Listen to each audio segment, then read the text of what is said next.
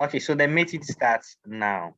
Good evening, everyone. And once again, my name is Max, and I want to welcome you to this um, session about mini importation and dropshipping. There is another part called digital and social media marketing that I will add, but let's try to introduce ourselves. We are not a lot of people here, um, so we can always introduce ourselves.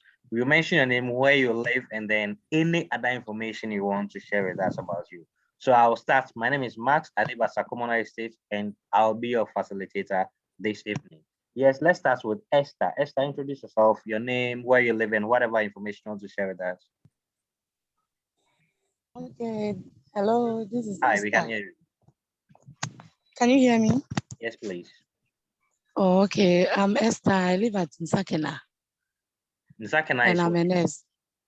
That would be after Abilikuma. Oh, so it's in Accra. Okay. Yeah. I've never heard of it. I've lived in Accra. Yeah, it's a new site. Oh, okay. What about Wales? Wales, your name, where you live, and any other piece of information you want to share with us about you. Okay, hello. Hi, we can hear you. Okay, I'm Will Emmanuel Will. I'm currently in Vietnam. I'm an English teacher here. You said you live where? I live in Vietnam at the moment. Can you hear me? All right. So what about Armstrong? Armstrong, please introduce yourself, any piece of information about you and where you live. Yeah, hello. Hi. Yeah, I am Armstrong. I live in Germany, Hanover. I'm import and export of general goods. Okay. Okay, great. Thank you very much. Armstrong joining us from Germany. What about Babs? Babs, unmute yourself and introduce yourself.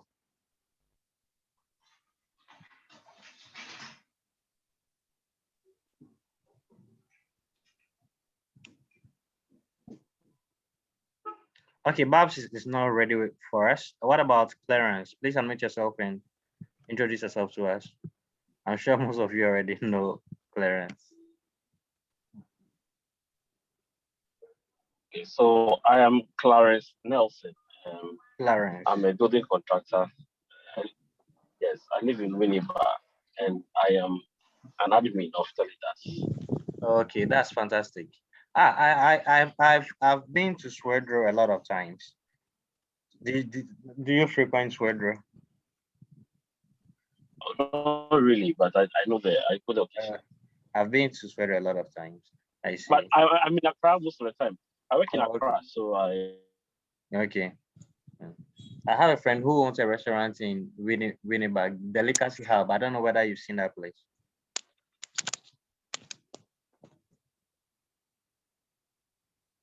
What about Eric? Eric, introduce yourself, your name, where you live, and any other piece of information you may want to share with us.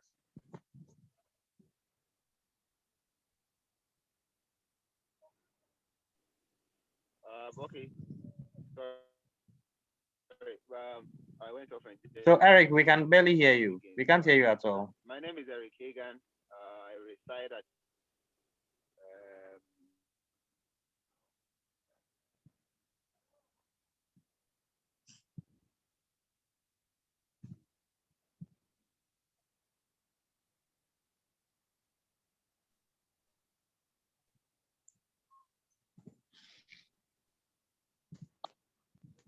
Okay, let's go to Comfort. Comfort. We didn't hear it, but let's go to Comfort. Okay, so our name is Comfort from Adenta. I live in Adenta. Okay. Any other piece of information you want to share with us, Comfort, about yourself?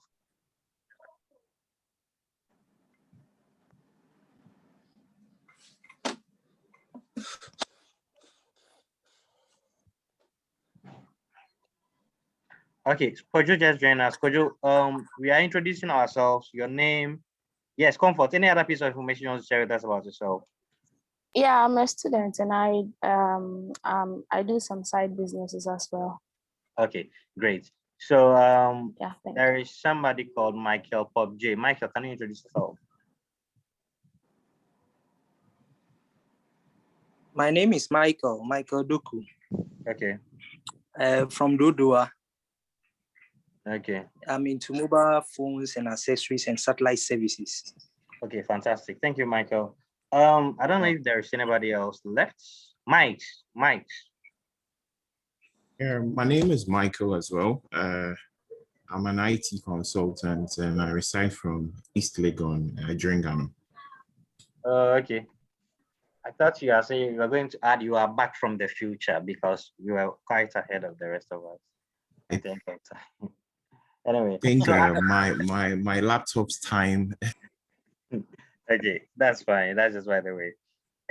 Mostly anytime I have these kind of sessions, I try to do this because first of all, it gets to familiarize ourselves with each other, and then it helps me check whose network is bad and whose network is okay, so that I know who to engage effectively. Or if you don't contribute, I know that probably is because of your network. But it looks like all of us, apart from Eric, that I didn't really hear much. I think everybody else is very, very audible.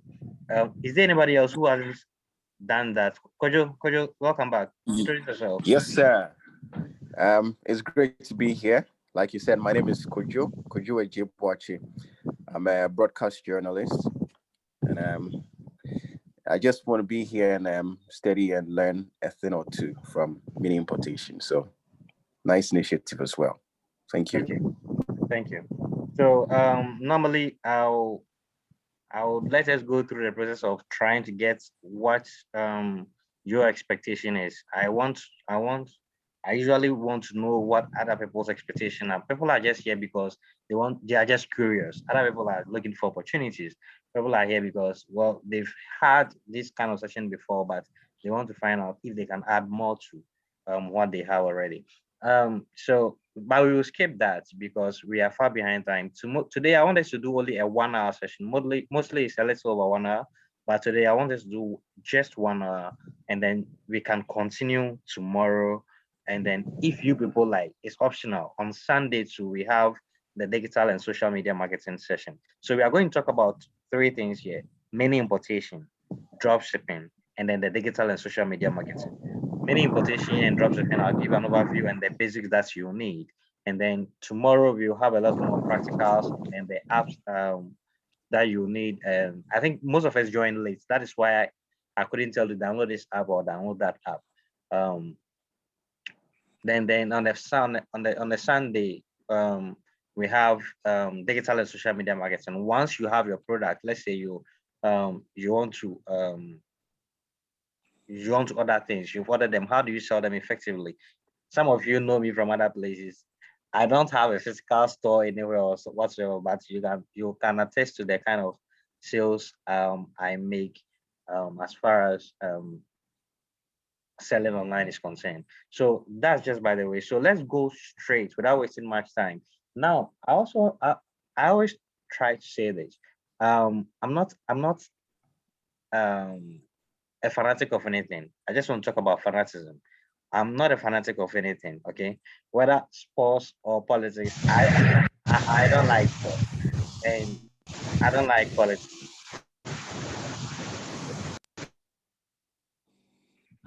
I have never voted in any presidential election. The only time I voted was last year when we were voting. I voted for a parliamentary candidate because she was in my church, and that was the only reason why I went to vote. Apart from that, I had never voted because our political alliances when it comes to Ghana is quite binary. It's either you are here or you are there. I'm not here or I'm not there because mostly their policies don't make sense. Even the ones that are supposed to be good, when you scrutinize it, it doesn't make sense. So I wouldn't want to stand in the stand. I'm also not a fanatic of sports. I don't watch football whatsoever. I wanted to like football so much that somebody convinced me that, okay, if you want to like sports, try sports betting. So fine. I deposited 100 cedis in a Betway account so that I can commit to liking sports. I think Betway still have my 70 cedis also in one of the accounts. I can't remember. I don't even know the number I use because I will just place a bet on a match, hoping that, okay, so convince me to watch. I'll just forget about it. And then I don't know what will happen after the match. I'll go and check. I lost interest in like after 4 or 5 matches. So I'm not a fanatic for anything. Well, now, why am I saying this? I'm telling you this to tell you that don't come here with fanaticism. One of the most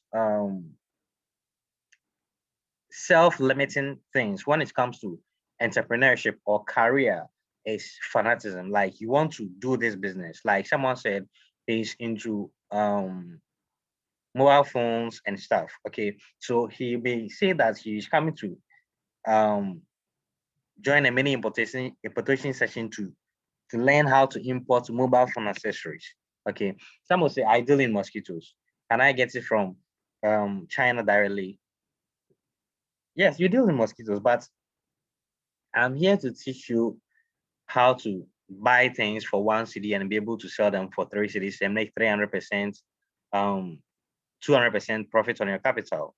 Okay, I don't want to get you stuck with mosquitoes because when you travel to the UK right now, if you deal in mosquitoes, mosquito nets, your skills in selling mosquito nets not make you successful in the UK because in the UK they don't have much of a mosquito problem like we have in Ghana. So your mosquito net adventure will not be relevant at certain places. Okay, don't be a fanatic of any industry or any product. Okay, if you are a fanatic of penny the penny, you will be out of business by now. Okay, if you're a fanatic of space to space, I must run a space to space business. I have opened 100 branches of space to space business because I love that business so much. No, you'll be stuck in the past because by now you'll be paying more salaries and expenses dealing with headache than the reward because the world has clearly moved from there. Okay, look at the facial business. I'm not sure when the people were importing facials in tens or thousands of containers, they were thinking about fanaticism. They were not fans of facial. They were just purely business. They were just purely business. Okay. When it's getting to November, December, we see a lot of Christmas lights and accessories and Christmas decorations all over the market. Right after January, February, we don't see them again. In January, we start seeing red everywhere in anticipation of Valentine. Right after Valentine, I was surprised when I went to Makola, no, Kaneshi Market, and I saw a tomato seller this year selling Valentine decor items. And I was like, wow. So they are not a fanatic of anything. The same people who are bringing in the Christmas decor at in December, it's not like their money is sitting there waiting for November or October to bring things for Christmas. They are not about that. They chase the money. They go where the money is. Okay. So when you are an entrepreneur, be open-minded. When you see a lot of things trending in Ghana, it's because somebody went to China, they discovered that that item is interesting, and they can create a market for the products here, and then they bring it in loads of containers and then push it onto us. They don't fancy the things and they are not in love. They are all about the money. So when you come here, or by the end of this 3 day session, I want you to be open-minded and know that, okay, so whatever that is that you love, your money or your profit, where you should love or your money or profitability more than whatever that you love.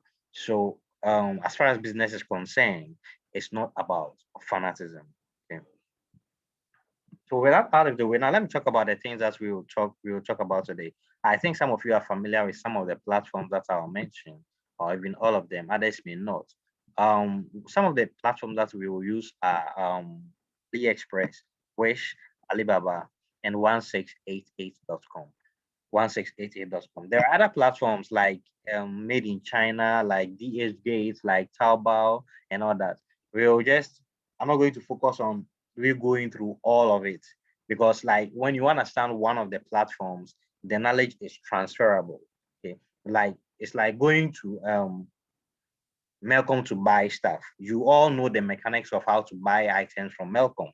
You go and leave your items at a security post, and then you grab a shopping cart or a shopping basket. You go through the aisles. When you find something you like, you put it in a basket. At the end of the day, you bring it to the cashiers. They check, and then you pay for it. Then you get to the security post. They check your receipt, and then you get out. You go for your bag, and then you move on. This method of buying from Melcom John, welcome. Thanks for joining us, even though you are late. Yeah, thank you, sir. This method of buying from Melcom applies to when you are buying from Game at Accra Mall.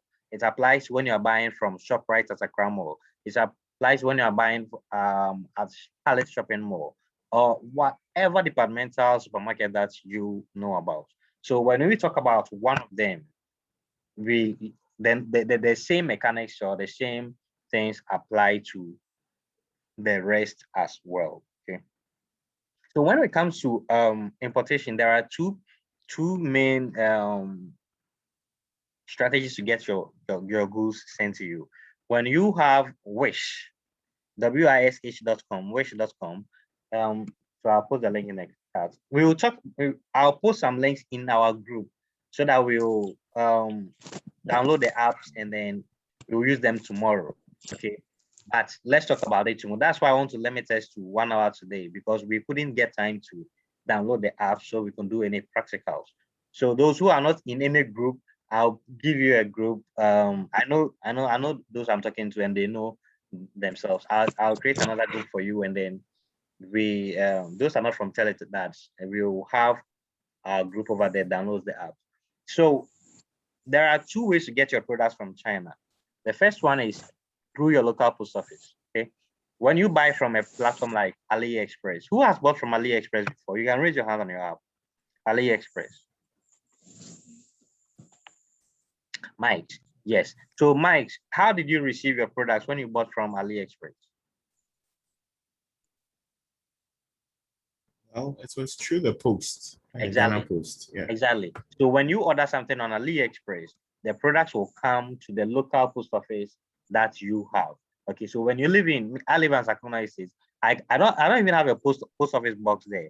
All that I do is put my address there, my street address, and then once it gets to Ghana Post Central Sorting Facility, they know that okay, this is supposed to go to Sakomono Estate, so we'll send it to the Sakomono Estate Post Office.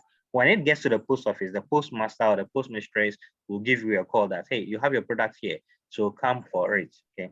So and then you go for it. You can also see it on your app, the stage that it has reached, whether it has gotten to the post office, whether the product has arrived in Ghana, the tracking facility is available. Though that is one of the ways, and mostly it applies to the retail outlets. The retail outlets are primarily AliExpress and then Wish.com. AliExpress and then Wish.com. So those two, you receive your products from the post office. You don't need to have a post box. You just if you have a post box, it makes it even more easier and accurate, because somebody can say, I live at Kaswa, so I'm going to use Kaswa as my address and then hope that they will send it to the post office. But there are two post offices at Kaswa. So if you don't specify maybe maybe PO Box, blah, blah, blah, Kaswa, New Market Post Office or whatsoever, it may end up at the other post office. And then you have to go around a bit to go and check. So even though you can do it without a post office or without a post box, if you have a post box, it will help. Okay. Where I live, there is only one post office. So if I say Sakomono Estate, it's coming to Sakomono Estate. But when you live at Teshinungwa, and then you say blah blah blah Teshinungwa, there is a post office at Nungwa, there is a post office at Teshi itself, there is a post office at Teshinungwa Estate.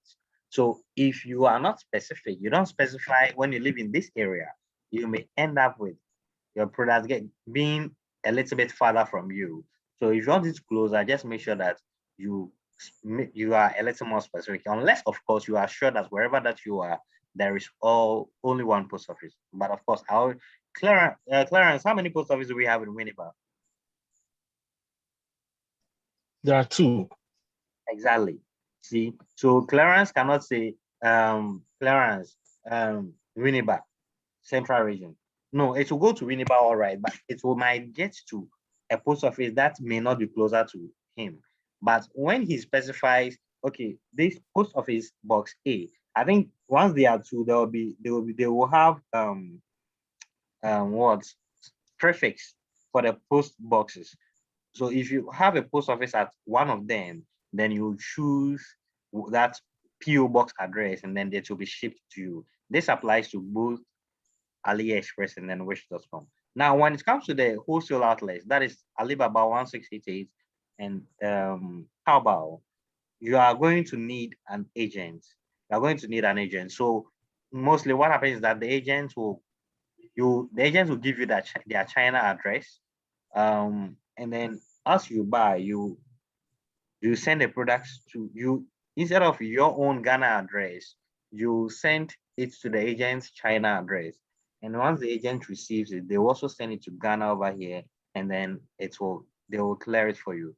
They will charge you according to the method that you want them to ship by, and then the method, there are two methods: shipment by air and a shipment by sea. Shipment by air delays normally 45 to 50 days, but it is very cheap. Shipping by sea is very fast. Around 10 days, you should have maximum 10 days. You should have a product from China, but it is very expensive. 1 kilo of an item, it costs you around $13, sometimes even $14 per kilo. Okay, so if you are ordering an item that weighs maybe 5 kilos, that means you are going to pay 13 times 5. That is about 60 something dollars for that. So shipment by sea is okay for bulky and bulky items where you are buying a lot of it. Shipment by I have product that I ship by sea. Some of you are aware of that. I have product that I ship by air.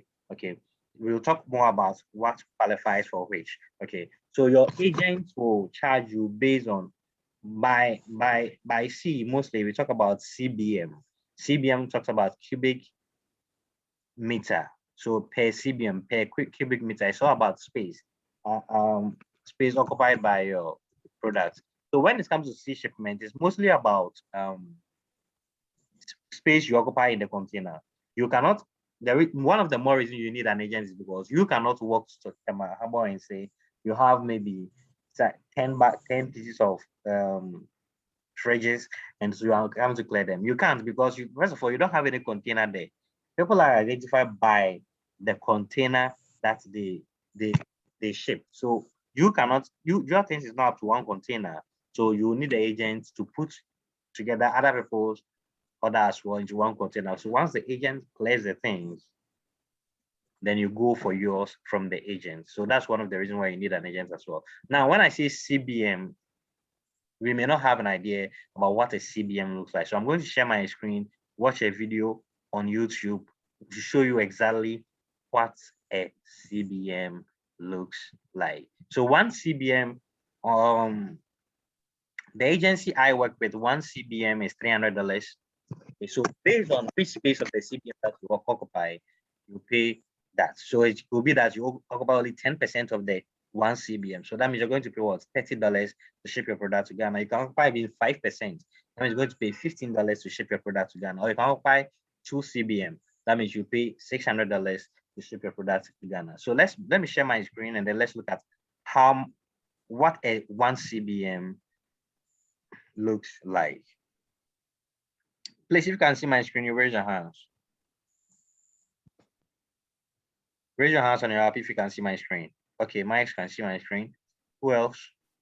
Okay, so it's obvious everybody can see my screen. So this is what 1 CBM looks like.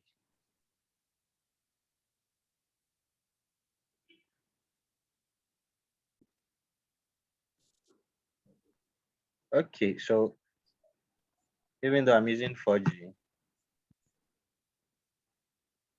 my internet will decide to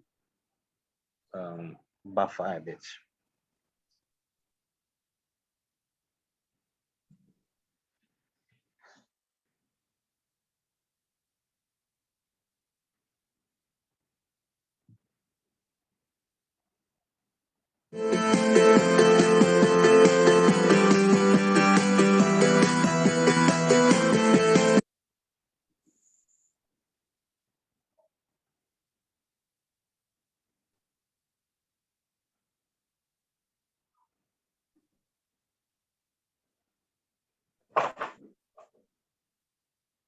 Okay, let's watch the low resolution version. I wanted to watch the higher resolution version also.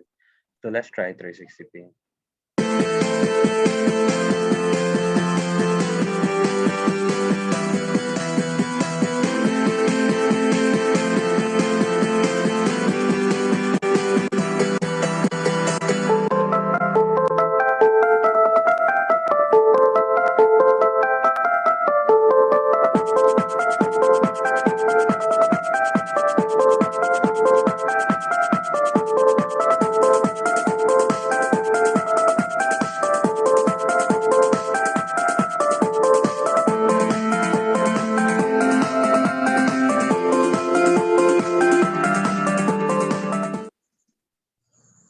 So let's try again.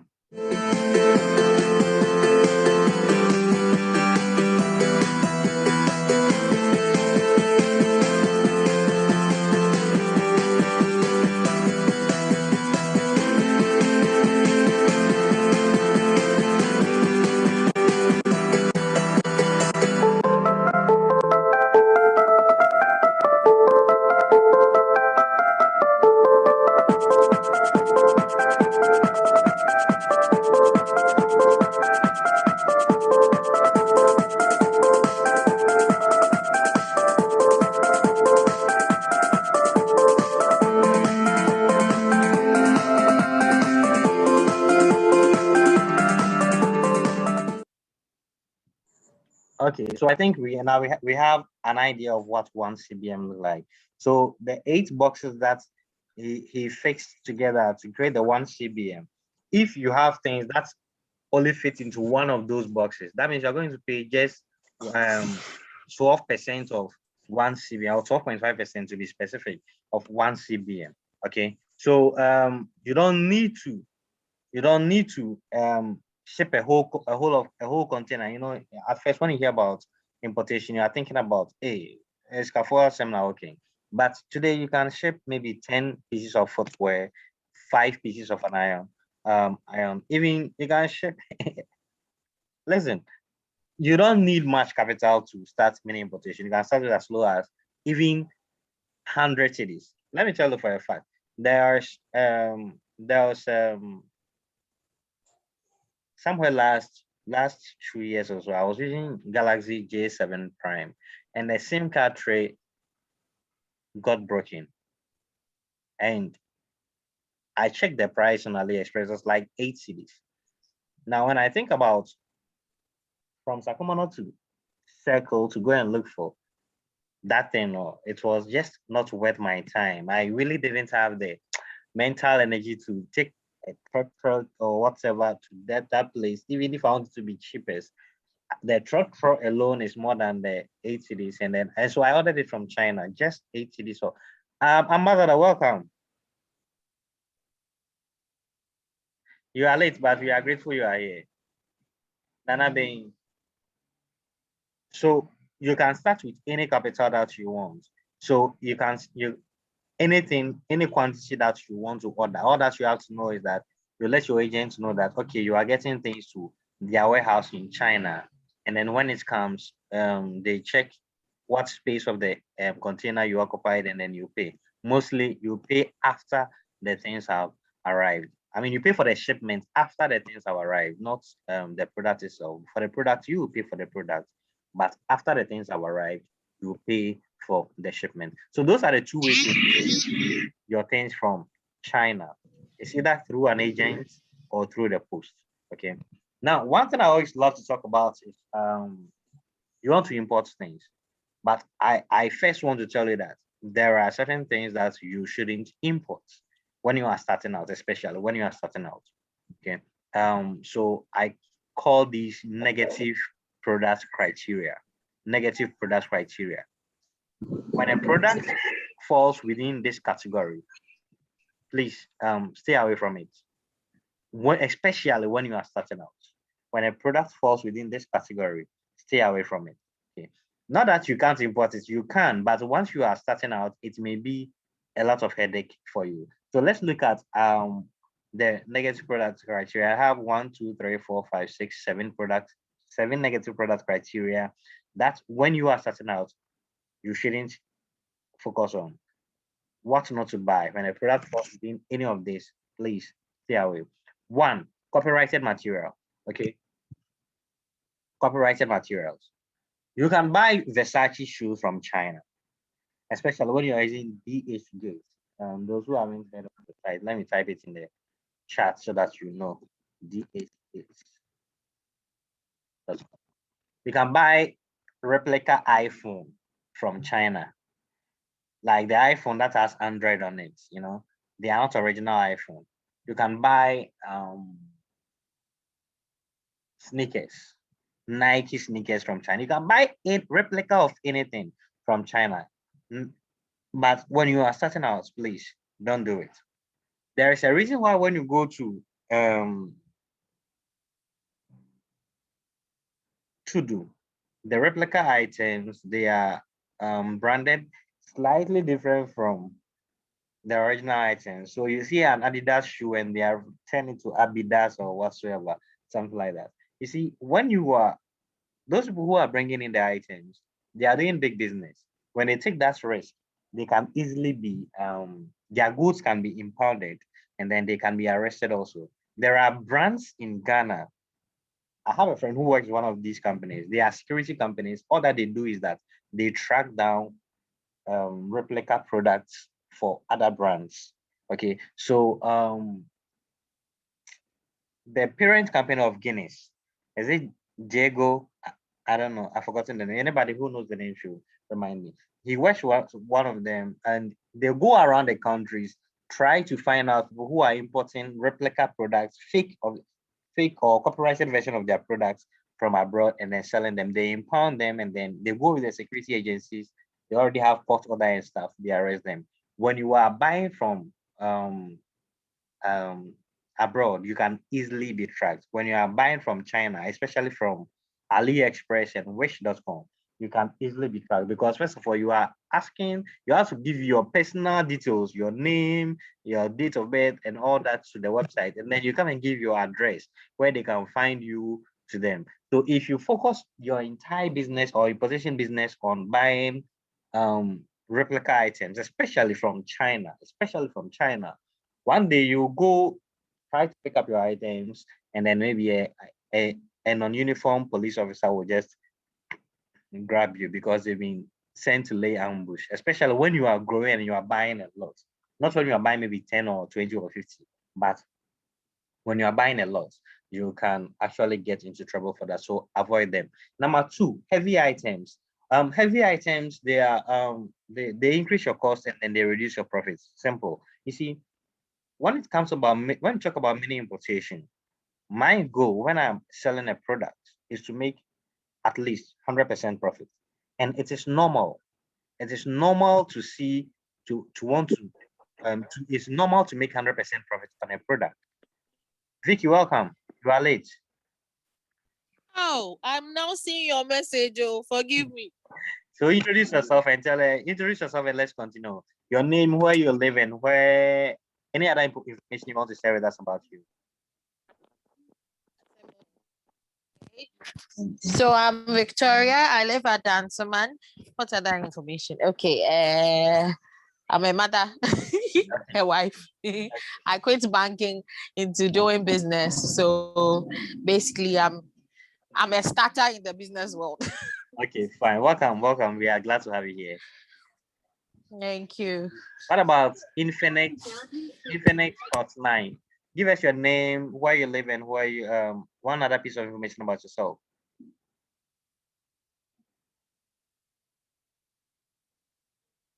Okay, so let's continue. So copyrighted materials, if you are starting out, please avoid them. There's possible you can do it and then be okay. I mean, 90% of the Nike shoes that we buy in Ghana, they are not original Nike because we can't pay for them. A lot of us can't pay for them, including myself. I can't wrap my mind around paying that much for the those are the Adidas stores and the Nike stores in Ghana here. So there is a way around it, but when you are starting out, please avoid copyrighted items. Heavy items, they increase your cost and reduce your profit. That's what I was saying.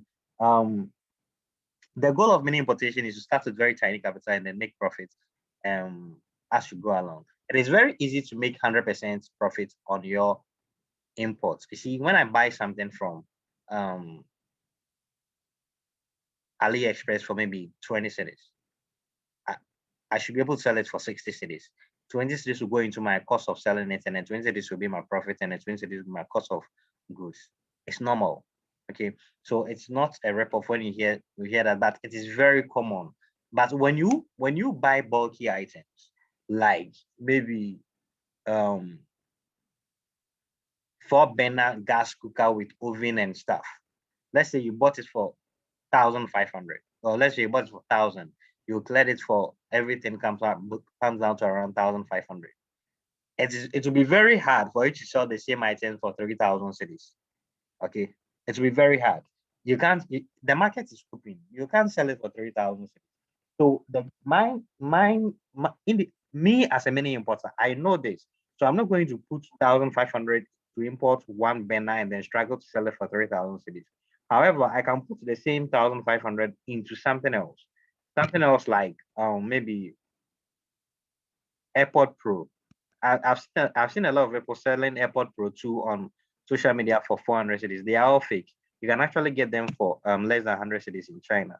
So the AirPod Pro that Apple is selling for $250. Ghanaians are here selling it for 400 cities in a supposedly original package. And let me tell you, the quality is surprisingly good. I have bought sample and tested it.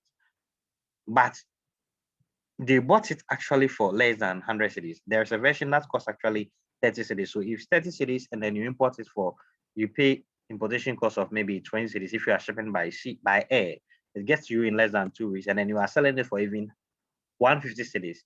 That is 3 times the profit. So I can put the same 1,500 cities into importing these tiny items, sell them for multiple times margins instead of importing just one big item and then struggling to sell it. So avoid heavy items. Nobody's going to stop you. One of the risk of heavy items is they can easily break. You see, you have put all your money in one item. What if it comes and it's not working? We know that products don't have 100% production quality all the time. Some product batch can be faulty, even including life-saving medicines.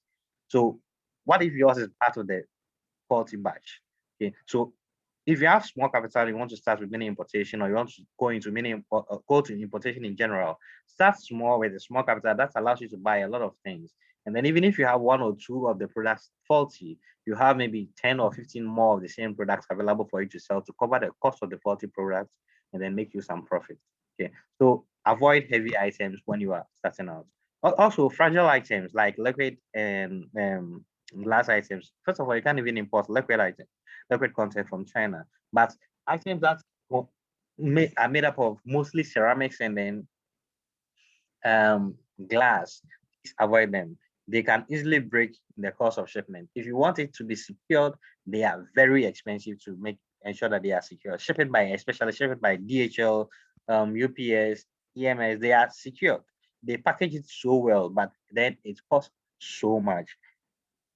I don't want to pay that. I have a company that I do with which takes care of some of my air shipments. The name is Apponchin Logistics. I don't think Apponchin Logistics will take the time that GHL is taking to secure my ceramic items to ship those to ship to me like the way the same. I mean, okay. So I don't want to trust my fragile items with Apponchin Logistics. Okay, but they do a good job so far. Send it to me by air in 10 days. They can always get it to you. But I will not import fragile items because it might easily break. When you import from China, Chinese, they are very good at business. The way they will package it, and you'll be surprised. You can buy a teacup, and then when it comes, it will be packaged like a box of iron. They will do everything to make sure that it doesn't break. They will put so much styrofoam and a lot of things to protect it, but you can never tell. Accidents happen. When it gets to Ghana, the way they will handle it and drop it here and there, move it, push it, somebody might kick it. I mean, so avoid fragile items. Okay, so those are what some of the negative product criteria. And then we have also potentially dangerous items. Not everything is supposed to go through through customs. No, if you don't declare, most of the packages that that comes through AliExpress, they will be opened anyway. Most of them, they do sampling. They will not open every single package, but they do sampling a lot. Like you open to make sure that what is being said is in the package is actually what is in the package.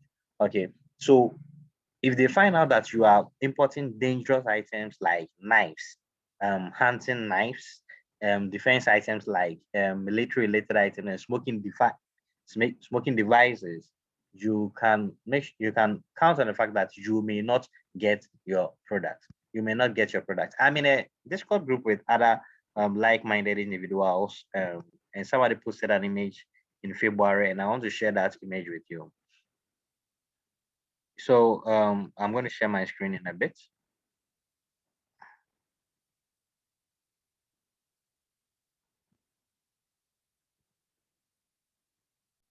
So this is okay. If you can see my screen, you open you raise your hand so that I know that my screen is. You can see my screen. Okay, great. So okay, great. Thank you. So you can see that this person this is just 2 months ago, February 25th February. So parcel was moving from China to UK. Okay, on 25th of February at 1:14, the parcel left sorting facility of the originating country, which is China. Okay, on the same 25th, the parcel arrived at UK customs. Okay, at 1707, and then on 28th, that is 3 days later, this is what he saw on his tracking page: parcel destroyed, parcel destroyed. Okay, one of the reasons why you will have this scenario is because you imported a controlled or a banned substance, not necessarily drugs, but it could also be a dangerous item, potentially dangerous item. Okay, it will be destroyed and you'll be notified, and you can't do anything about it. But when you go there, they will tell you it has been destroyed. Now, one thing you have to understand is that when you buy from these platforms, you are so much secured in terms of the goods arriving or you getting your money back. But for this particular scenario, you will not get your money back, or you will not get another good commodity because it is the responsibility of the buyer, you the buyer, to ensure that the products that you are buying it will be accepted by the customs agency of your country. So if you don't do that check, it will not be the seller's responsibility to reimburse you or replace the products for you. So don't import potentially dangerous items. Okay. Now, one of the things that I also always avoid is technically complex items. Technically complex items like drones, like mobile phones. Okay. Let's take mobile phones for instance. I think the iPhone 4, if I remember correctly, the iPhone 4 came and then the antenna was not working properly. It's like you have to hold it a certain way for the antenna, for the call to work. And I remember who remember that episode of an iPhone release? You can raise your hand. Let me know if you remember that episode of the iPhone, a faulty iPhone batch. Okay, nobody. Okay, what about the exploding Samsung Galaxy Notes in 2017? Note 7 or so. People were charging it and it will explode. People were making calls, it will explode, the battery will explode, and it was even banned from airlines. Who remembers that episode of Samsung? Yes, Mike remember that. Mike remembers that. Yes, Kojo also remembers that. Okay. So we are talking about the biggest phone brands in the world. Jennifer also remember. Jennifer, welcome. We are talking about the biggest phone brands in the world: iPhone and Samsung. Nobody makes more phones than any of them. And yet, even with their expertise and all that, they still got something wrong at some point. Okay. I remember I once bought a phone from Franco Trading at Circle. When I got home, I was using it. It was a 2 SIM phone. I noticed that the phone would just restart out of the blue. It was a brand new phone. I don't buy a phone on the street. Like most sane people go to a shop and buy the phone. It was a brand new phone, but it will just restart at any point. I'll be taking the phone out of my pocket and I realize that it has just restarted. I'll go and touch my phone. I realize that, oh, it has just restarted. Somebody said, I tried reaching you. Probably the phone had restarted. So I was paying attention, and out of the blue, I don't know what happened. I just decided to turn off, I think by accident. Most discoveries are made by accident, like the penicillin, like Viagra. It was discovered by accident. So by accident, I turned off one of the SIM cards. And I realized that for a long time, it wasn't working. I mean, it was working all right. And then later I turned on again the 2 SIM. And then I started experiencing the same problem again. It was a Samsung phone, a Samsung phone. So I was like, wow. So when the phone is on 2 SIM, it happens that way. When it is not on 2 SIM, it works all right.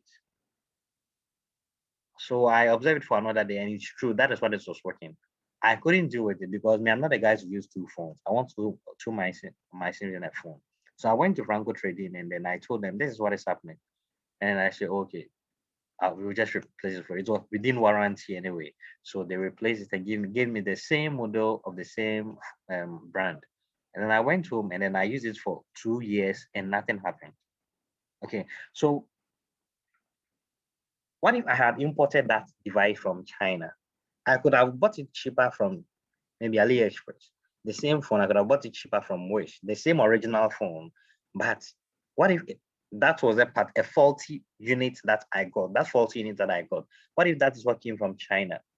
Now I'll have to deal with sending the product back to China at my own cost for the manufacturer to, the supplier to decide whether to change it for me or not. I don't have that time. I don't want to deal with that. So when it comes to very technically complex items, don't do it. Don't do it. And when you are starting out, it might end up in tears. It might end in tears. Okay. So there is that. And then one other negative product criteria is safety products. You see, I see a lot of people who are advertising on Facebook, blood pressure monitor, oxy something. There's a medical device, oxy something something. But let's take the blood pressure monitor, for instance. These are clearly people who don't know anything about. They are not medical technology or medical device company or whatsoever. They don't have any expertise. They have found it cheaper on Alibaba. They want to buy it in bulk, sell it, and then make some money out of it. But I don't want to be the guy who is standing between somebody's death and life. Okay. Again, about 40 units. Products can have 40 units all the time. I have a smartwatch. I like smartwatch. I have a smartwatch. I stopped using it, but I'm supposed to. I've set aside that I'll take 5,000 steps, at least 5,000 steps daily. So when I take 5,000 steps a day, it will vibrate. Okay, and then I'll see that I've taken 5,000 steps.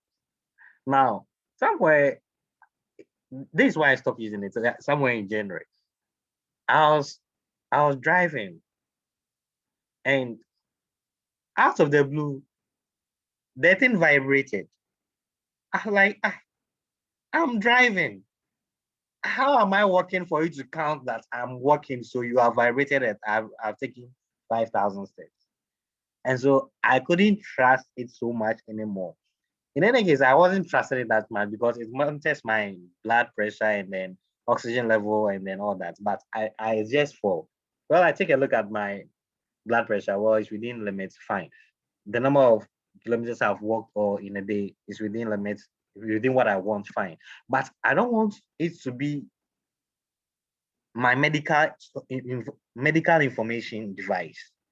Okay, because like the way I'm driving and it is counting it as I'm walking. If the blood pressure monitor that you have somebody faulty, you don't have any medical experience to test this device to make sure that they are calibrated or whatsoever properly. Okay, what if somebody is looking at it and then, oh wow, my blood pressure is 105/76. Oh, everything is all right per my smartwatch. This is what my smartwatch is telling me right now. But what if it is faulty and maybe my blood pressure is around 230 or over 190? I'm dying, but I don't know. Before I know, I fall off and then I have stroke. I don't want to be the guy who is responsible for somebody's safety device failing. Somebody bought a helmet from you from China, and then he fell off his bike, and then the helmet crashed so easily that his skull crashed, and then his brain is falling all over the place. I don't want to be responsible for that. I can't have that on my conscience. So if you don't have medical experience, if you have medical experience, do it, go for it. But if you don't, please avoid it. It may sound enticing. You will see the advert on Facebook. You say, wow, I've taken a mini importation class. This one I can sell it for. I can also make 50% or 100% profit. Let me do it. Please don't do it. There was a story of a lady whose child died recently after going for a brain surgery at Kolebu. She was on CTFM recently. The child was called Kekeli. She said one of the devices that they used to perform the operation, it belonged to a doctor. Kolebu doesn't have it. It belonged to a doctor. The doctor might have chosen to import it himself. For that person, more grace to his elbow because he knows what he's asking for. He knows what it is about. He knows that, okay, this thing has to be calibrated, this thing has to work this way and all that. But if you don't have the medical background to import safety devices, please stay away from safety devices, okay? Now, the last one, but not the least, is tight fitting clothes and shoes. So when you are starting out, when it comes to dresses and shoes, the sizes vary across continents. American size, that's you will call 42, and it's not the same size in China, and it's not the same size in UK. There are variations between our American size and the UK size, and especially China. You can buy a Chinese XXXL shirt, and then when it comes, it might look like the small size for a UK shirt. So when you are starting out, avoid fashion items. When you're starting out, avoid fashion items. And then when it comes to sometimes the pictures that you see on the internet, it's not exactly what you're going to get, but we'll come to that how to avoid that. But the point is that even in the marketing images for fashion items, sometimes I had a video, I wanted to show it, but I don't know where maybe probably it's on another machine. When they are modeling they are preparing the models for the photo shoot. Sometimes the dress, they put safety pins, tie the dresses, some corners of the dresses to make sure that they look fitting.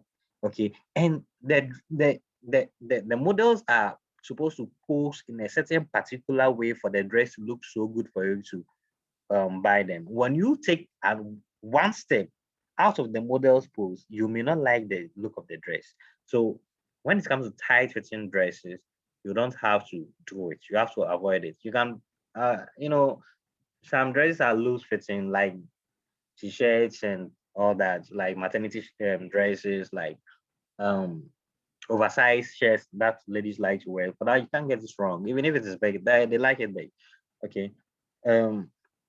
But when it comes to high society fashion, you have to be somebody who is affiliated with fashion a lot to understand what is going on with the dress. So don't get attracted by the images that you see to import anything that will end up as a cost to you. Your customers might not appreciate, or you yourself you might not appreciate it. Okay. So those are the negative product criteria. If a product falls within this category, if you are starting out as a mini importer, 1, copyrighted item, 2, heavy items, 3, fragile items, 4, potentially dangerous items, 5, technically complex items, 6, safety products, and then 7, tight fitting clothes. Tight fitting clothes. Okay. Don't import those things. So I want to talk about 2 things and then we can end for today. I said I wanted to do one item, go a little bit beyond that, but let's go ahead. Okay. Now let's talk about Epackets. Epackets. There is something called Epackets. Epackets is like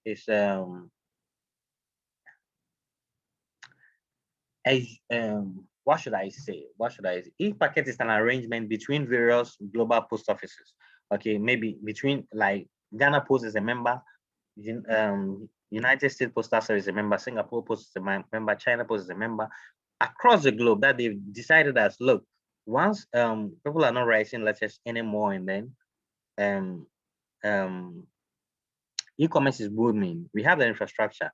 Let's also support e-commerce with the infrastructure that we have so that we can ship products to customers at a cheaper price and then improve the general e-commerce business. So when you go to AliExpress, there are a lot of things that you can have. You can buy, when I bought my SIM tray for 8 cedis from China, it came with free shipping.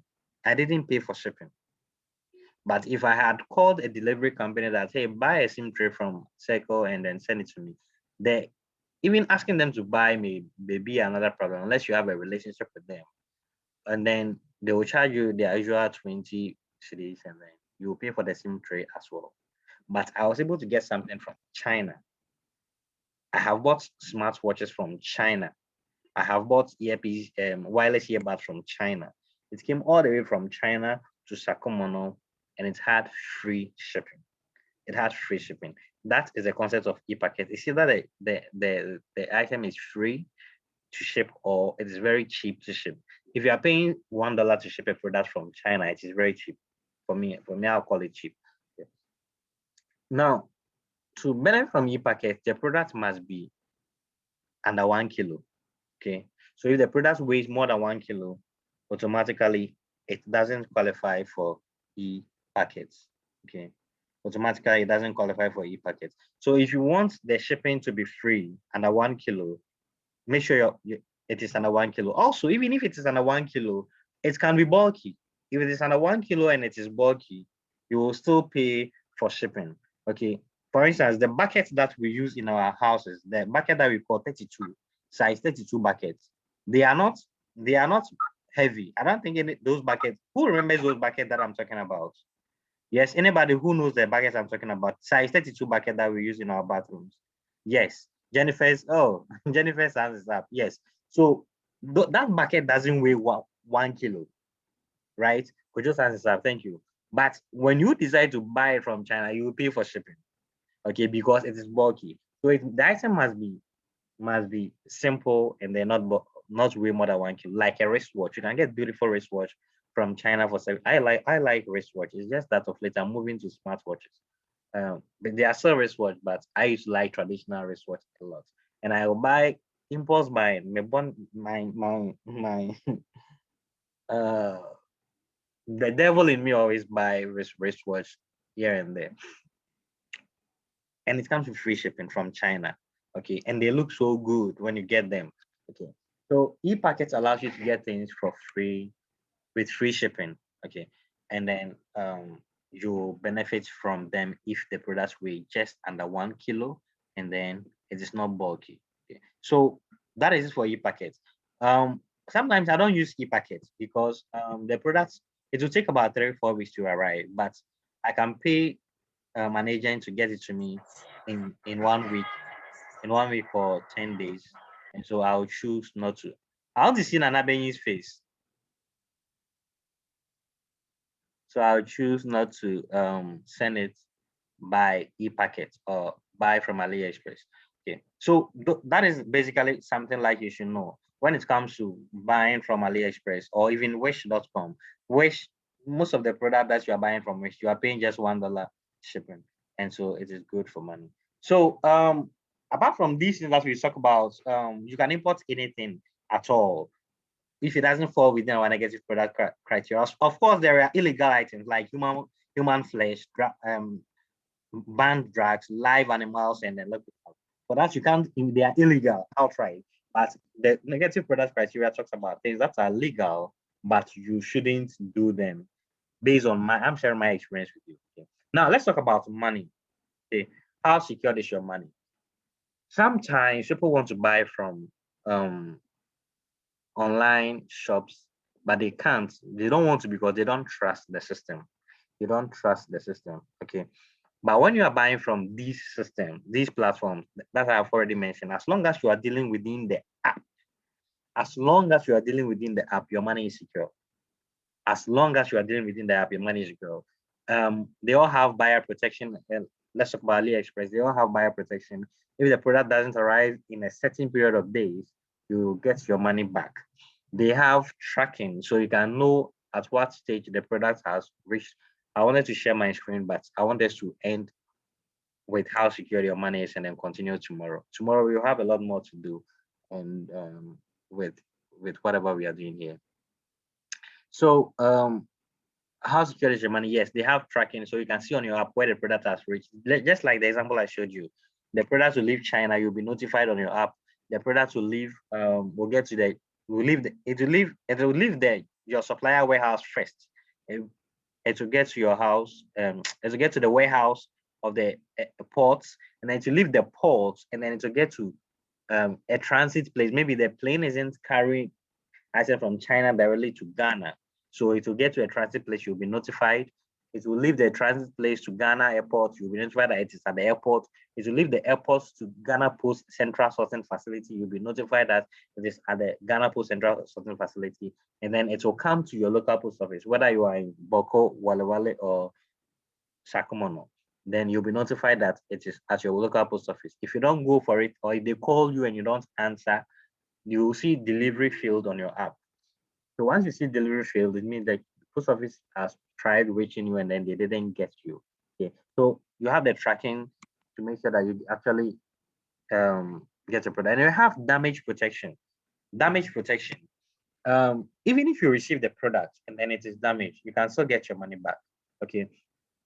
Here is a tip bit I want to share with you. Who has purchased from online before? Not just online like AliExpress, but online like somebody selling something on Facebook. Like 2 weeks ago, 2 days ago, I bought a shirt from antijulie.com. I didn't trust them. I had never heard of them, but I saw their Facebook ad. The shirt was nice. It was a full shirt. I wanted it, and then I bought it.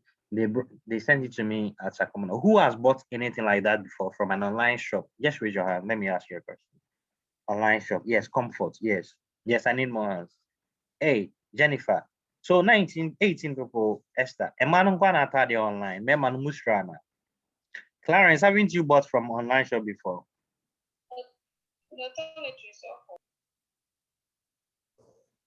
Apart from AliExpress, and okay, yeah, I think I don't do online. Okay, so when you got the product, when you were opening it, did you record a video of you opening the product?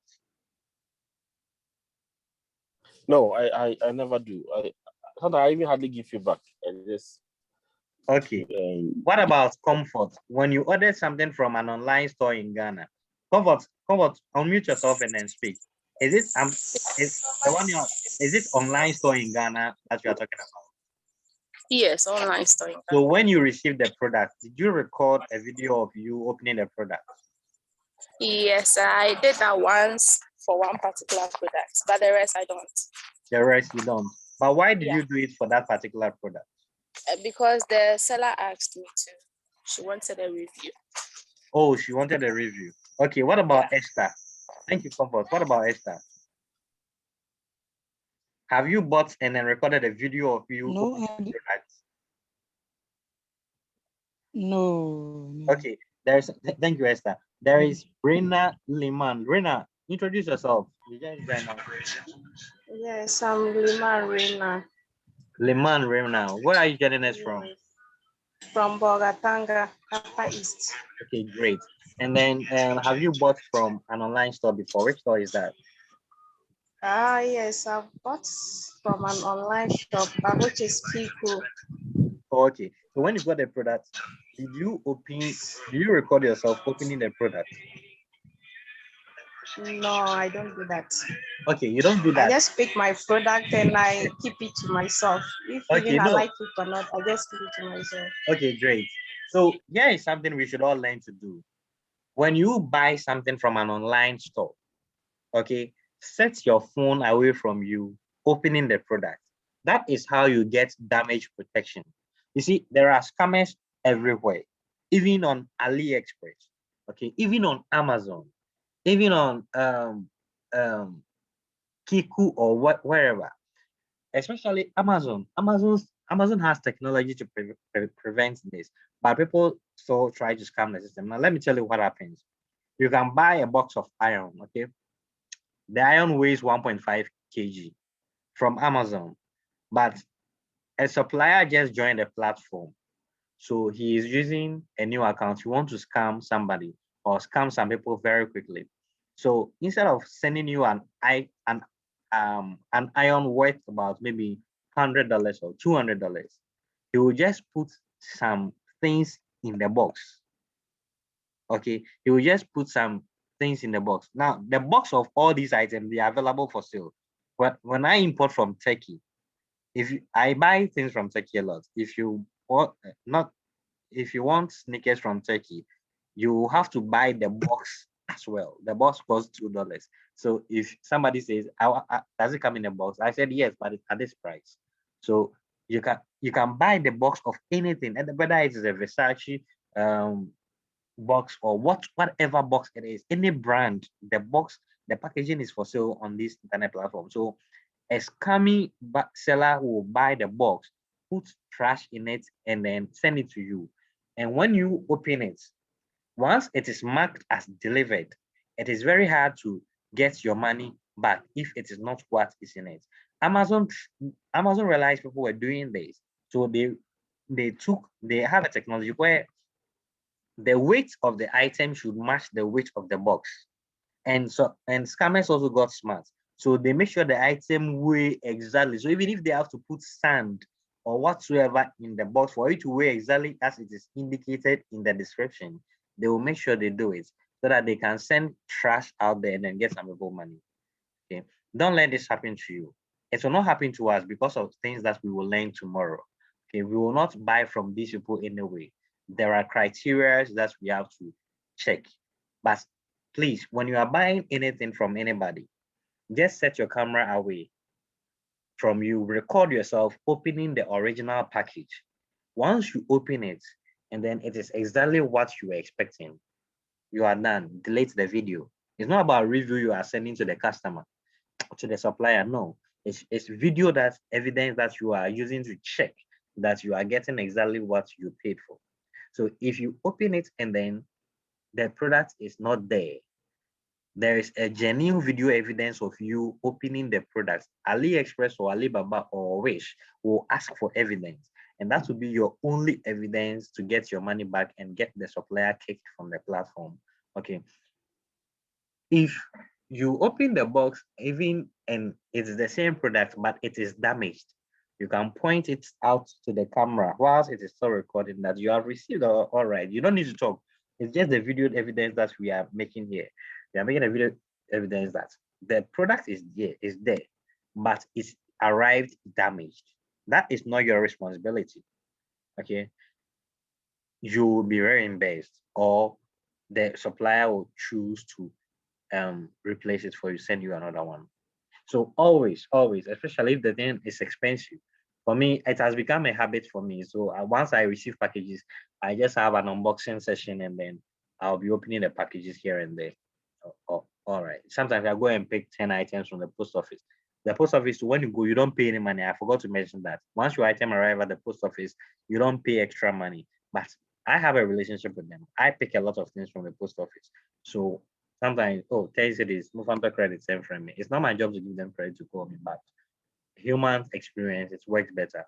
Okay, because of that, sometimes because grandpa you miss my ID card, even though they are supposed to ask, but they know me now. So I don't do that. So you don't have to pay. But when you receive your item, please make a video of yourself recording so that you can enjoy damage protection. Okay.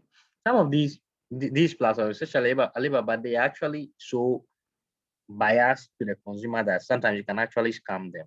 If you're a bad person, the consumer also. We have talked about a scammy supplier. That's about scammy consumer. Now, I one of my shops, somebody ordered a spy camera. You know, there is a light bulb that has camera in them. So somebody ordered for one, and then I ordered it, and then it was supposed to be a dropship item, but I hadn't even seen the item before. Me who be that, and I mean used to be that, so I wanted to see it before. Instead of sending it to the customer directly from China, I made sure it came to me first. When it came, I couldn't use it. I didn't know how to get the thing work.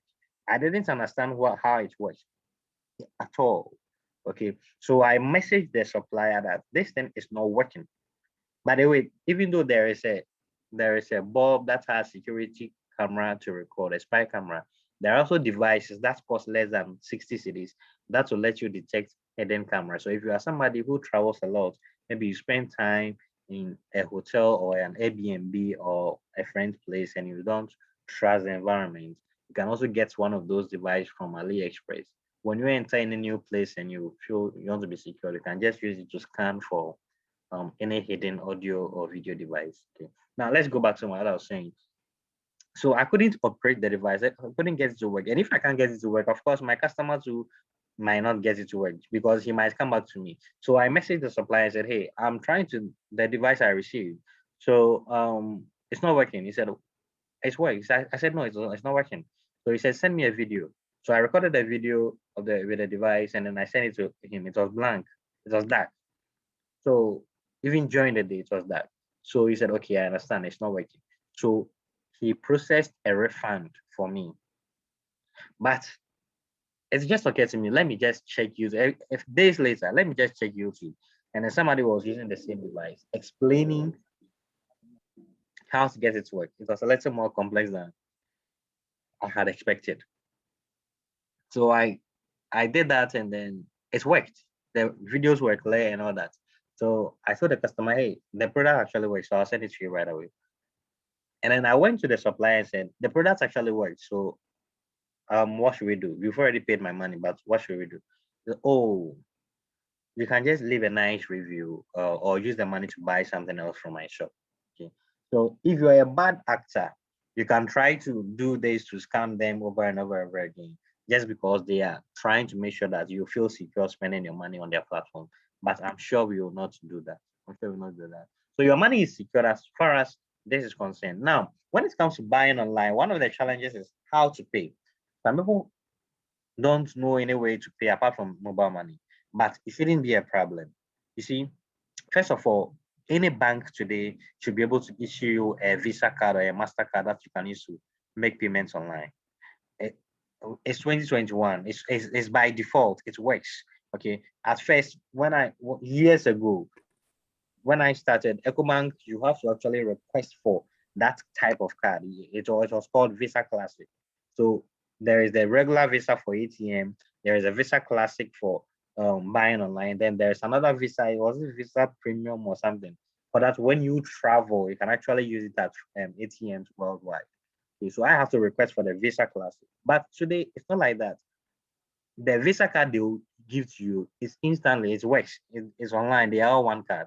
At first, whenever I want to buy online, I have to call EcoBank customer care that please activate the card for me to use it to make payments online.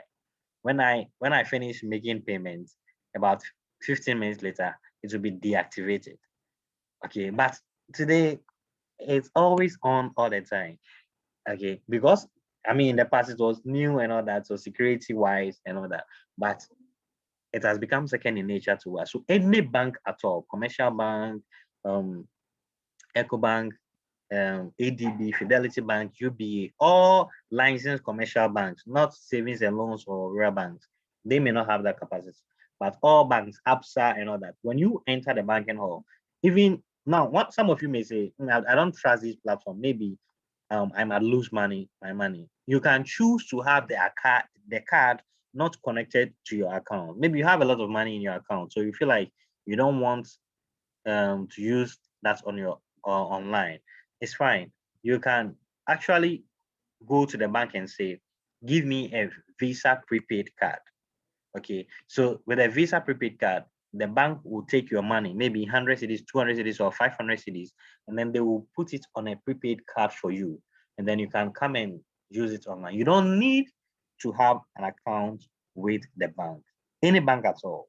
I think the ones I know that they charge only 15 cedis or 20 cedis to issue the card, and then you can always top up when you want to. But I'm telling you, I've been doing this for years. The card is always connected to my account. But if you are starting out and you are not feeling secure, you can always go for the prepaid card. If you don't have a bank account right away, but you want to shop online right away, you can go for the prepaid card. One of my friends who is into this business also, when he started, he wanted to buy something and he said he wanted me to use my account. I said, no, I want you to be able to do that on your own. So it will work with your account. So use your account. He said, okay. About 30 minutes later, he called me, Maxwell, is this safe? Is this safe? I'm not sure it is. Are you sure it's safe? It's safe. Yes, he was comfortable with me using my account to pay. But when it got to him using his own account to pay, he felt it might not be safe, but it is safe. Now he buys even more than me with the card online. Okay, so you don't need to have an account with a bank to get a Visa card. You don't need to make it a problem that because you cannot pay with mobile money, then you can't buy online. No, you can easily get a Visa card. If you have an EcoBank account and then you have the mobile banking app, you can actually create a virtual card in the app, which is different from your account. It's not connected to your account, and then you can use it to make your payments online. Okay, so we will end here and then continue tomorrow. Any questions so far? Any questions so far?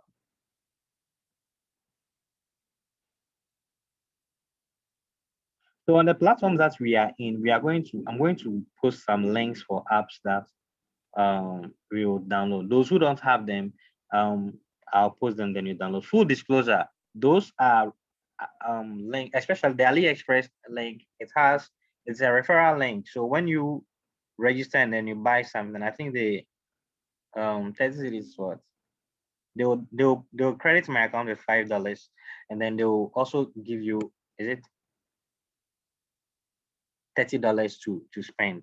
Okay, so it's a referral link, full disclosure there. And then the wish.com, wish to, when you use the app for the first time, they actually let you pick a free product that you can only pay $1 shipping, and then they will send it to you. We will use those two apps tomorrow.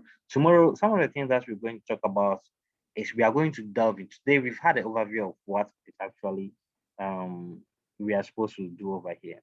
Okay. Tomorrow we are going to talk about, some of you have the outline of what we are supposed to do. So under the main importation, we are going to learn how to import. We are going to discover the tips and tricks of selecting quality products so that we avoid what I ordered versus what I got. So we have product sourcing criteria. I have 6 criteria that you must check when you are buying online. So when you go through this criteria for each product and then you press buy, you know that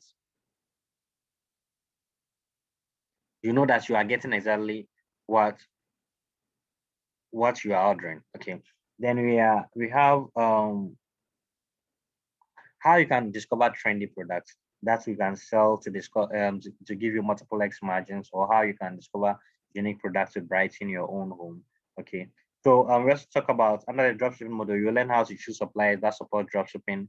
We'll talk about how to identify suppliers, faster shipping, so that your customers don't bail on you. Dropshipping is the interesting part of all this. It's one of the most interesting ways to start a business with zero capital. Some of you know that I'm running a business with zero capital, and some of you are actually my customers.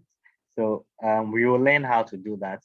I'll talk about that a lot. How to run a dropshipping business, how to run a pre-order business. You'll learn how to identify products that are suitable for pre-order and dropshipping. And then on Sunday, we'll talk about digital and social media marketing. You see, when it comes to advertising on Facebook or on social media, apart from posting on your WhatsApp status and then posting on your Facebook timeline, how else do you want to sell your products without paying so much money, instead of spending money on Facebook posts and all that? We'll discuss 8 separate ways to take advantage of social media to increase your customer base for any product that you have on offer. Okay, any product that you have on offer. So some of you are in other groups with me, and you can tell, you know how you got there. Apart from the TeleDad crew, I'm talking about those who are from the other group. Though that is one of the ways that to get people. Tomorrow, on Sunday, we'll talk about digital and social media marketing and other interesting experiences that I have had with buying from China. And then if we have time, we'll talk about how to buy from Turkey. We'll talk about how to buy from Turkey tomorrow. So tomorrow we'll talk about how to buy from China and Turkey, the dropshipping business, a lot of practicals in there. And then we will wrap up with digital and social media marketing tomorrow on Sunday. Yes, any question? Edmond, I've seen your message, the direct message.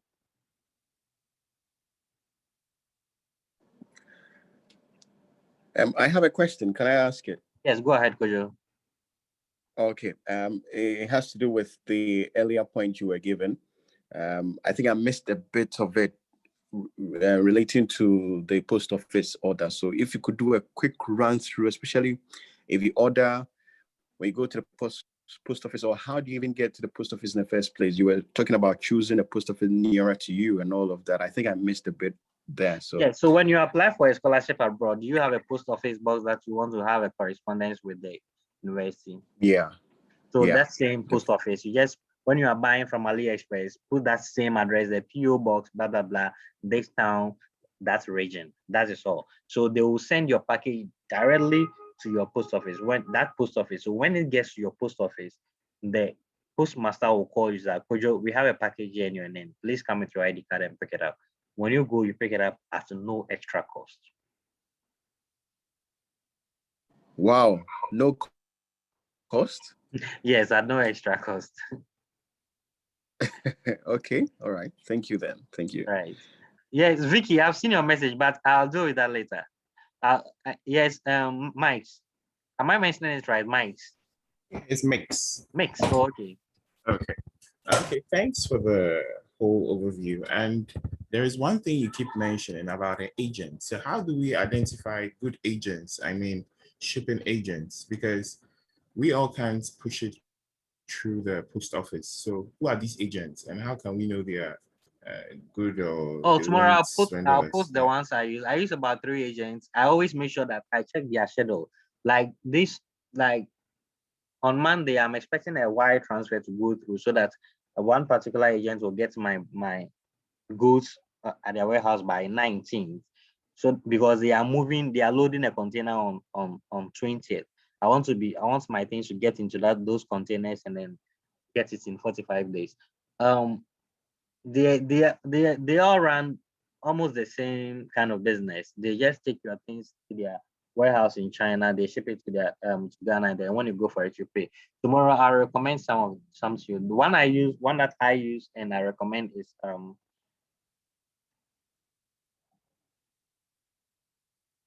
FS Global Logistics. What is the name of there's Prolog Global. Prolog Global is there. There is ZFX, which is Louise. I know them by first names. I deal with them so much that I've even forgotten the company. I know them by first name. So Louise and Barbara will help you with ZFX Global. So depending on where you are, the Enya is Prolog, Taifa is ZFX, and then there is one at Medina. There are agents around. If you get into it, you realize that then I have Techie, which is what is Dennis' name? They are around. They are quite common. So I'll mention some of them tomorrow. Okay. Thank you. Noted. They are almost, and the prices are almost the same. Even though Prolog is charging $330 per CBM. I think you saw the video of what a CBM looks like. Yes, I did. So Prolog is charging $330 for that, but ZFX is charging $300 for that same. But I will not send my things to ZFX if it's going to take 2 weeks. When I know that Prolog may be moving things maybe next week and my things can get there, you understand? So I want to save a lot of time. So I will just check with the agents.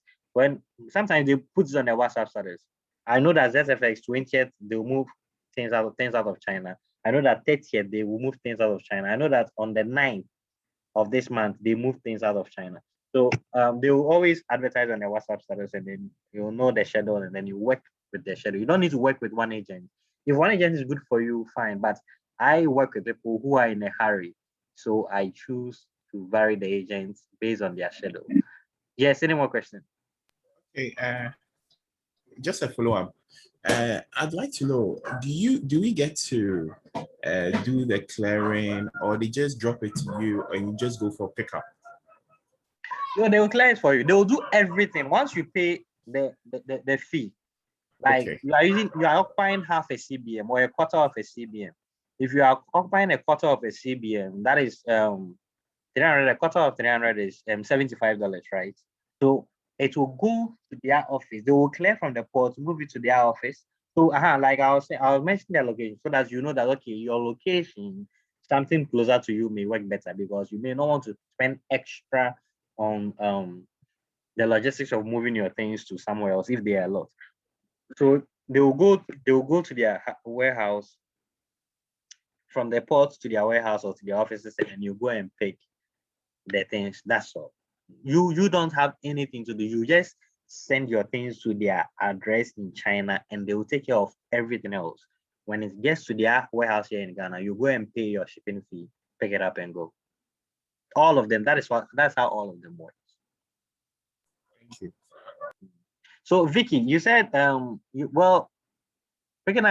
Vicky, can you unmute yourself and then let's speak to me about what you're saying? So if you are not, what I'm talking about, I'm talking about AliExpress. You are talking about you got some things from China, from the post office, right? Through the yes, from US. Yes. But we are not talking about US. No, okay. So basically, what you're saying is, if we are buying it from China, even if you order it in yourself, not through an agent, you will not pay duty. You will not pay duty. Really? If it falls within Epackets. Wow. Yes, you will pay if there is shipping fee involved, you will pay the shipping fee when buying the product. If it doesn't qualify for Epackets, you will pay for shipping fee. Sometimes $1, sometimes 50 cents, sometimes $10. Once you pay for that, once it is coming to the post office, nobody will ask you for those things. They are taken care of. So whatever you buy from the US is different from us. I think US, it might have come through EMS, and that is different. Okay. I don't even remember. Well, you went to Ghana Post anyways. Well, not once, not twice. Anytime. So I get a letter in my mailbox that I have received a parcel, but to go to Ghana Post head office. Yes. And then Ghana whenever Post I head go, office. they actually even open it and inspect. Yes, the one in Accra, the main one. Yes. They actually open it, inspect it, then they'll tell you have to pay duty, and they calculate the duty based on the cost of the item and all that. Okay, fine. So that is different. Where do you live? You mentioned where you live. I forgot.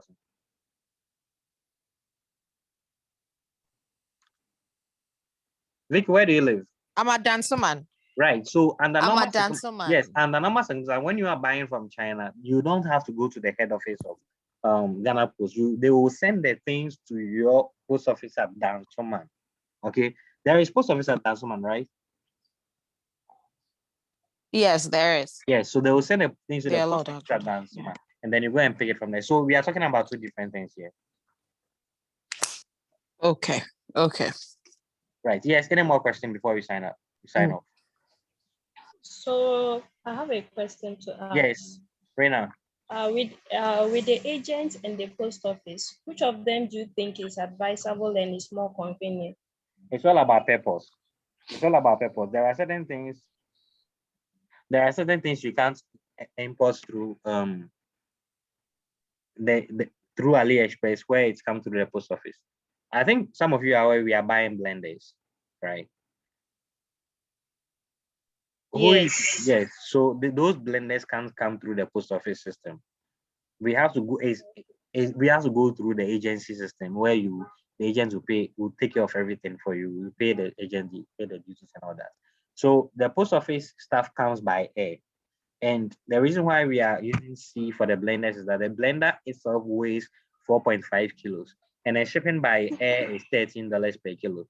So if we decide to ship those things by air, those heavy duty blenders, 4.5 times 13, that is $58 multiplied by 6. That'll be too much. That'll be 351 Ghana cedis for the shipping cost alone. Okay. So it depends on what you are doing, what you're doing with it. Sometimes there are certain things that can come through the post office, but like I said, I don't do it. I rather let it go through an agent because the agent, I want it faster. Even though there is no tracking, if the agent is using air shipment, the agent will get it faster than the post office system. There is priority because your shipping cost is free or almost free or very small. It comes through the economy system. Like they want to minimize their cost as much as possible. It doesn't come through a priority shipment. So maybe economy system, maybe a plane if free China, and about Singapore. If you're Singapore, baby or baby, you know, cargo planes, they move a lot. But when you are paying shipments through the agents, they always have tried to avoid transit. So China to Ghana, and then you get it faster. So I buy from Turkey. I pay for the things on Thursday. Okay. The supplier sent it to my agent on Friday. And then Monday it is shipped out of Turkey. By Wednesday, it is in my hands in Ghana. So 1 week I will have it. But if I decide that I'm going to do the same thing in China through the post office, it will take a long time. Sometimes the products will get to China, the Ghana post, and it will take maybe 2 weeks. And it hasn't moved from Ghana post to your post office, the Ghana post central sorting facility to your post office. So it's all about what you need. It's all about what you need. Okay.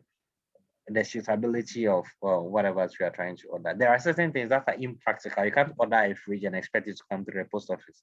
It will cost you a lot. You will not want it. So always the post office side is for when we want to take advantage of Epackets. Epackets where we pay very little or no shipment fee at all. Where are you answered? Yes. So you want to buy a necklace, a wristwatch, a phone case, a beautiful phone case. You want to customize your phone case. I have some custom phone case I order for people, 15 cedis. iPhone case that is selling in Ghana for 50 cedis and you go and customize for 60 cedis. A Chinese guy can do it for you with the case, 15 cedis, and then it gets to Ghana and maybe in 3-4 weeks, and the people are happy. So for that I'll use Epackets, I'll use the post office system, but not all the time.